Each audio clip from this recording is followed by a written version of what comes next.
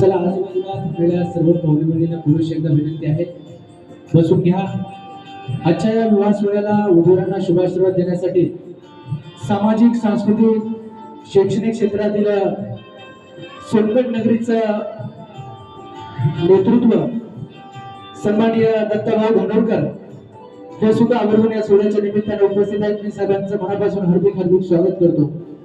त्याचबरोबर राष्ट्रवादी काँग्रेस पार्टीचे social media जिल्ह्याचे अध्यक्ष हनुमंतरावजी कदम साहेब हे सुद्धा आवर्जून या सोहळ्याच्या निमित्ताने उपस्थित होत आहेत. साहेबांचं सुद्धा मी मनापासून हार्दिक हार्दिक स्वागत करतो. आजूबाजूला थांबलेल्या सर्वच पाहुणे मंडळींना विनंती आहे, स्थानापन्न व्हा. काही क्षणात आपण या सोहळ्याला सुरुवात करणार आहोत.